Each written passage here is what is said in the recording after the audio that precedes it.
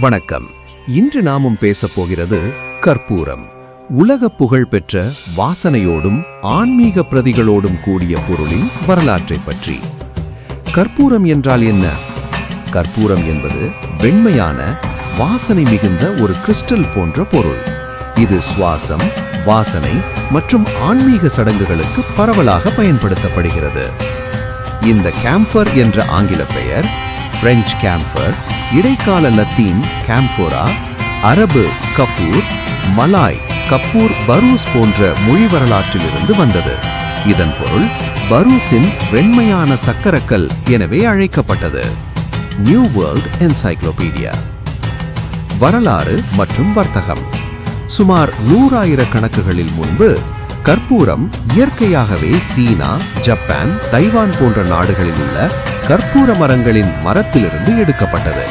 இதன் வாசனை மற்றும் நறுமணம் காரணமாக இது பழங்காலத்தில் மருந்தாகவும் வாசனை பொருளாகவும் பயன்பட்டது.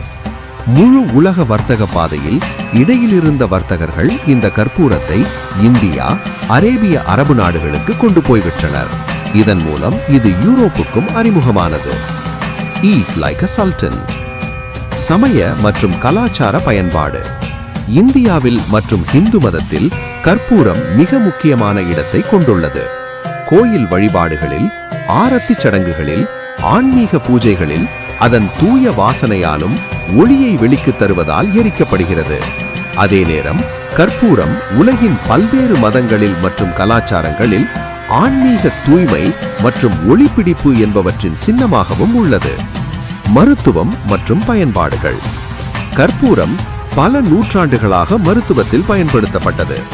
சளிப்பிற்கு எதிர்ப்பு, மூச்சு திணறலை குறைக்கும் மருந்தாகவும் பயன்படுத்தப்பட்டது. இந்நூல் காலத்தில் கூட அதனை ஓவிடமான மருத்துவ நுட்பங்களில் பயன்படுத்திய உதாரணங்களும் காணத்தக்கவை. Science direct. கற்பூரம் எரிதல் மற்றும் அந்த அர்த்தம். கற்பூரத்தை ஏற்றும் போது அது நேரடியாக திடமிருந்து வாயுவாக மாற்றப்படுகிறது. சப்ளிமேஷன்.